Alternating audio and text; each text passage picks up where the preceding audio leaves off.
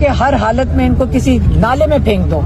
وہ تو اچھی بات ہے کہ جتنا اللہ تعالیٰ لوگوں کو حفاظت دینے والا ہے، جتنی زخم ان کو آئے وہ کم ہے.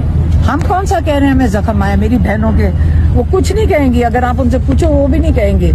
وہ گری ہیں پتھروں کے اوپر، تو وہ ہاتھوں پہ زخم ہے، گھٹنے ان کے چلے میں، وہ کچھ نہیں کہیں گی. وہ ابھی بھی ان کو پوچھو گے میرے سے ناراض ہوئیں گی کہ تمہیں کہنے کی کیا ضرورت ہے. کوئی نہیں دل برداشت تھا ان چیزوں سے.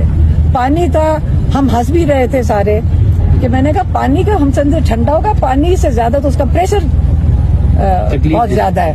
تکلیف دے کیا ہے، کر لیں، ٹیئر گیس بھی کر کے دیکھ لیں.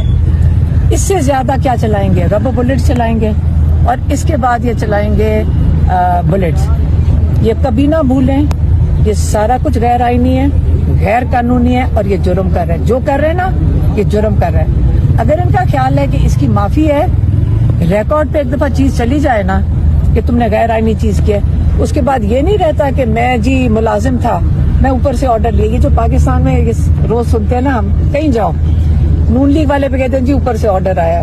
شہباز شریف بھی کہتے ہیں جی میں پوچھ کے بتاؤں گا. یہی ہے نا، یہ کیا سسٹم ہے؟ نہیں، ہر جو یہ پاکستان کے قانون کے مطابق، دنیا کے قانون کے مطابق جو حرکت کرتا ہے وہ جرم کر رہا ہے. وہ یہ نہیں کہہ سکتا مجھے اوپر سے آرڈر آیا ہے. جرم کرنے والا مجرم ہے. تو اس سے قانون ہمیں بھی پتہ ہے. مجھے تو لگ رہا ہے اس وقت یہ جو پروسیکیوشن والے آتے ہیں ان کو قانون نہیں پتہ ہے. وہ آگے سے کہتا ہے کورٹ کے اندر جج کے سامنے پروسیکیوشن